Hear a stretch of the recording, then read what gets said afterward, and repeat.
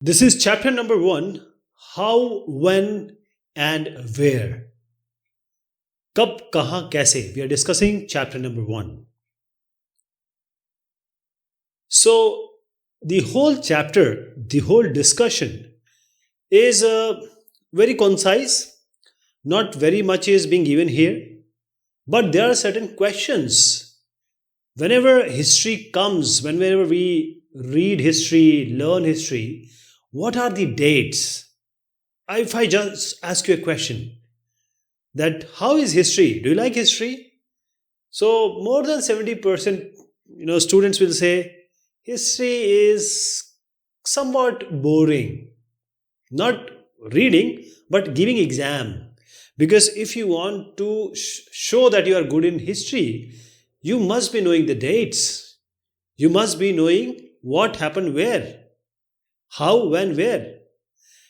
I'll just give you a very naive example that men, they don't know, they don't remember the number.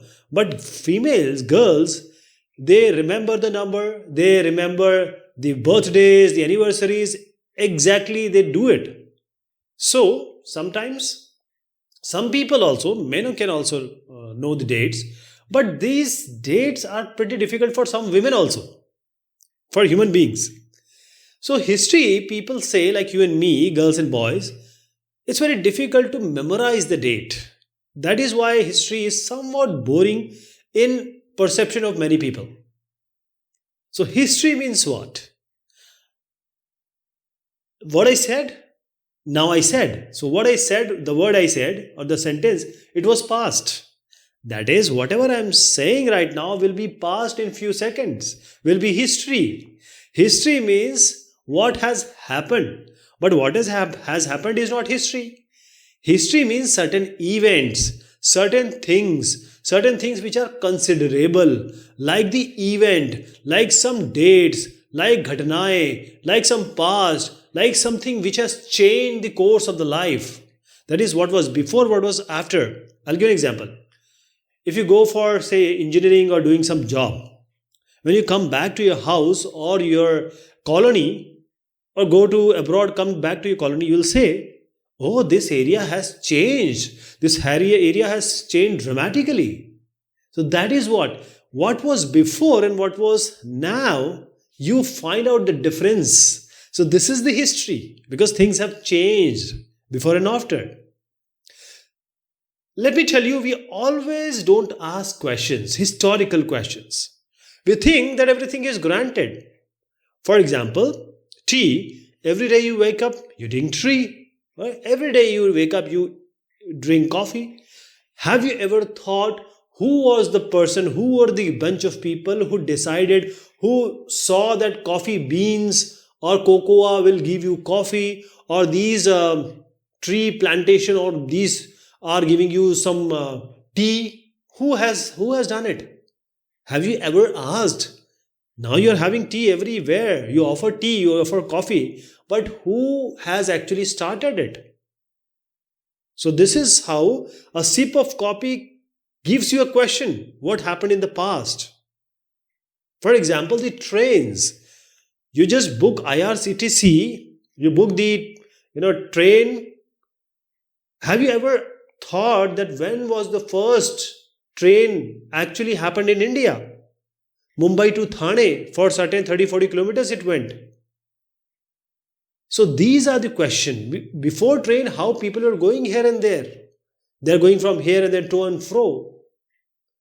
So these things have happened. These are landmarks.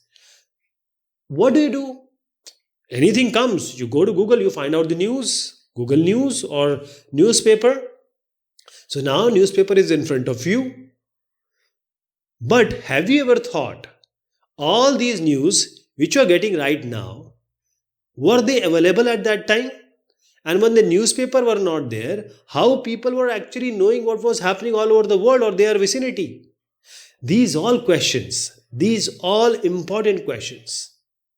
Why we would like to ask is that there is no fixed date. There may be fixed date, but for various things there may not be fixed date, because tea, We haven't just started drinking tea. It was developed by Indians.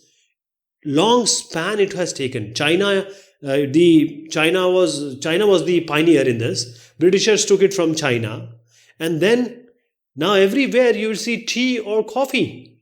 Okay, India is the largest consumer of tea and largest exporter also. National movement, how we got independence. You say 1947 is the date, you say 1950 is the date, 26 January, 15 August. Yes, they are dates. But can you imagine that national movement is a long process? 1857, 1857, that was the first event, Bhagavat protest. And then there is a stretch. So this national movement is not a date. 15 August can be a date, but this national movement is a big stretch of time. So there are certain things, in conclusion I would like to say, for certain things we cannot bind it with dates. It's a span of time. It has happened for a long time. So what happened earlier, the historians, they are very fascinated by the kings. When were the kings, to whom they got married, when they get married, when they died, when they fought particular war, when all these have dates. That is how history has been known, that it's all about kings, it's all about empires, because these dates are precise. That is, the Panipat wars, they have proper date. The Buxar, the Plasis, all these wars have proper dates. So these are the dates which people who are going for UPSC etc. must know, they must remember. Right? So historians now, they have changed the trend. They don't talk about only particular person. They talk about people. They talk about society. They talk about humans. They talk about ideas. They talk about the right about the markets. They talk about how the cities were developed. That is how the culture was formed, how it developed, how the culture, society, samaj, Sanskriti, it developed, how it spread. So the question arrives, which date are we talking about? I'll give you some pictures here, and these pictures give you a lot of information. So these two people are important. I'll just come to them, and this picture also I would like to discuss.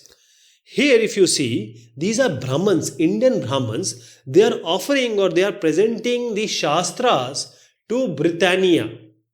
Bharat Mata, like that. Britain Mata or Britain's mother is Britannia. Like we have Indian mother, Bharat Mata. In British also has Britannia, Britain Matra. So they are giving their Shast and they are asking them, they are urging the Britannia to come here and protect our Indian culture, to protect the Indian Sanskriti. So Brahmins are giving it. And this is the perception of James Rennell. He actually made maps of India. And that book, the covering page of that book, the cover of that book is showing this picture. So here two people. He is Robert Clive. We would like to hear him again and again. Here he is Major James Rennell. So Robert Clive, he asked Robert Clive asked Rennell to make maps of India, maps of Hindustan, Naksha, different maps. So this is the map. He made maps, and that book, the front page or the Avran was having this picture, and this picture is a clear denomination or indication that Indians were asking Britishers to come. They were asking to protect their Indian culture. Britain is there, Britishers are there to make their culture more wide, more acknowledgeable. One more picture I would like to highlight here is Lipton tea. Right now also when we go to the shop we say, Lipton tea, give me Lipton tea. So this name is so popular now, Lipton tea, that this is an advertisement. This is just a Vigyapan. So this is an advertisement, and it is way back 1922 advertisement of Lipton tea.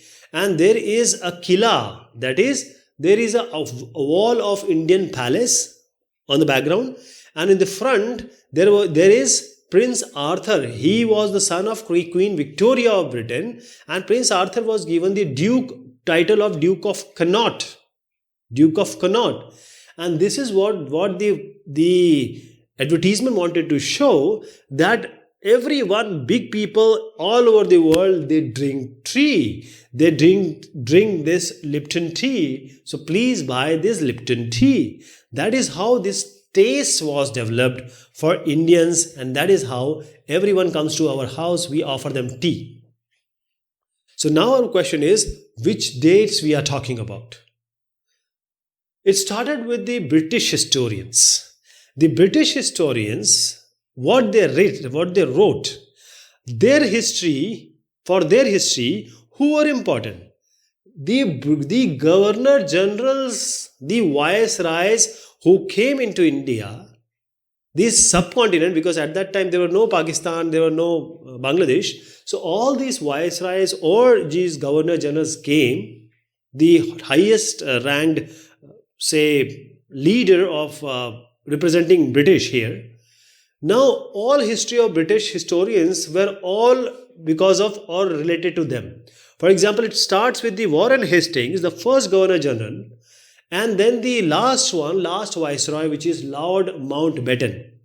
All these who come in between, the history of these people or the events or all these things which are surrounding them, what they did, what happened at their regime, what event took place. So it's all about the governor general presence. That is how these British historians wrote everything around a governor general. Right? So this is how they presented the history. For example, I'll just give you some more names. These names will come again and again. Next time, again and again, they are going to come. Okay? So we have, let me give you some names here. So we have Hastings, Wellesley, Bentinck, Dalhousie, Canning, Lawrence, Lytton, Ripon, Curzon, Harding, Irwin. Don't worry about the names, you will know them, you will learn them. So all these dates, as I said, were linked to this governor general, that is Viceroy Governor General. And what was the content of the history? What activities they did. That is, what they did in their regime when they were here.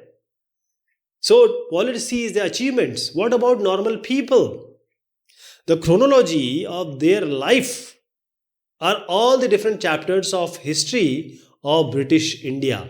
Chronology means first viceroy, second viceroy, like this. This is how the chronology or the different chapters, say the chapter of the history being written. So this is Warren Hastings. He became the first Governor General of India in 1773. He is Warren Hastings. So whatever is being written is all that they want to glorify. The historians glorified the Governor Generals and Viceroys. So I just talked about chapters. So this book you are reading chapter 1, chapter 2. So if I say you chapter 1 to chapter 12, I am not making chapters from front to end. Just we have only one book. You will not have fun. You will not have any, interest in reading book without chapters. One chapter, okay, the second chapter will have some coherence, will have some connecting dots. That is, one event, say, happened in first chapter, say, some book or history, some story book, or you can take anything, say, some reports or theses, project report, everything, every document is written in chapters. You cannot have a running content.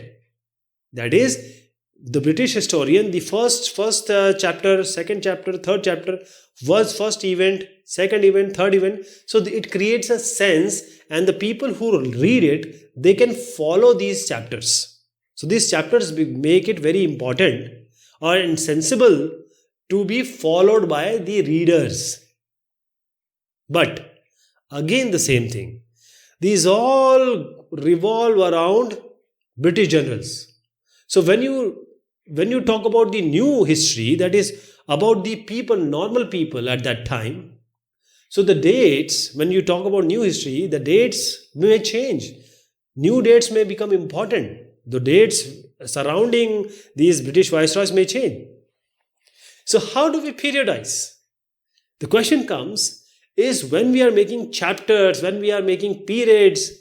So this is a long, when nothing was there on this earth, and the time we came to know it all came to sources.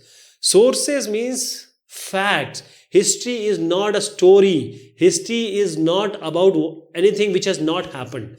History is what has happened. So I'll talk about this periodization or the Khandkal. James Mill, he was a Scottish. He was not entirely a historian, but he was an economist and political philosopher. So in 1817, James Mill, a Scottish economic person and political philosopher, he wrote a very, very big, massive 3 volume book, volume 1, volume 2, volume 3. So volume 1, volume 2, volume 3, big volume history he wrote. So what he wrote in these 3 different volumes, first history of British India, first was Hindu, second was Muslim, and third was British. So he divided the Indian history into 3 periods: Hindu, Muslim, British. Hindu, Muslim period. Do you think it is right? Means our history, they were saying that first Hindu Raja were there, then Muslim Sultans and Mughals came, then the Britishers came. So James Mill was saying that all the Asian societies, he was not talking about only India or subcontinent, he was talking about all over Asia, that this Asia is backward, was at the lower level than Europeans, than the Western countries. They were at lower level. So when Britisher came, before that, India or the subcontinent was all about what? Hindu-Muslim conflicts, Hindu-Muslim despots. Means those kings and emperors were used to rule here. There were religious tolerance. There were caste taboos. Still we have religious and caste taboos. I'm so sorry to say that. Superstitious, andhavishwas. These practices was all over. Sati pratha and so many things were happening. So he said that Britishes, as Mill was saying, that they should civilize this subcontinent or India. That is, they wanted to make them learn European manners, the arts, the institutions, the laws in India. They wanted to imbibe here. That is, without Britishers, India cannot go to progress or success. So before British, India or subcontinent was in darkness, utter darkness. They came and they showed us light. This is how Mill felt. So if you think that, say if you divide this into Hindu, Muslim, British, right? Hindu, Muslim, these are 3 periods of subcontinent history. But when the Muslim were there were Hindu Rajas, Rajputs were there, Jats were there, Marathas were there. When Britishers they came, they made everything correct. They gave us a very good life. Is India a Western country now? Is India a developed country now? So when the Muslims were there were different Hindu and other caste, creed, the emperors and kings also. And when Britishers came, they didn't leave our country as Soni ki chidiya. Actually, our India was Soni ki chidiya, and they actually made us a Daridra country, poor country. So history, if you see, the other historians, they divided the history into other say Khand. That is ancient, medieval and modern. So this is a different categorization, different kind of categorization. So it was ancient, medieval and modern. So we talked about the medieval last class, 750 to 1750. So this is early medieval and medieval we talked about. So this modern third, which is categorization, has come from the Western countries. how they devised their history, how they wrote their history. But in the Western country, the modern means what? This means when the science came, people started questioning, reasoning, logic. People talked about democracy, loktantra. They wanted to have liberty and they got it. They were equal. They tried equality between black, whites, Hindu, Muslim, Sikh, Isai, everyone equal. Women, men, all are equal. So this all science, reason, democracy, liberty, equality. See, when it was not there, it was called medieval. When it was there, it was called modern. Now again a problem. When Britishers were here, Indians, were they had equality? Do we have freedom? Were we having liberty? No. The answer is no. Are we getting, or did we get economic growth and progress? Yes, somewhat we get, because they actually progressed and they wanted their economic growth. So they actually progressed, and because of that we also progressed and we had a growth, but not that much, not that much. So that is why many historians, they call this period which is modern here, many historians call this period as colonial. The British period, or you call it as a modern period, they call it as a colonial, colonies, British colonial rule or other colonial rules. So what is colonial? I think we will connect this dot and we'll try to understand this in the later discussion. Then we will talk about the administration. Okay? Till then, thank you so much and take care of yourself.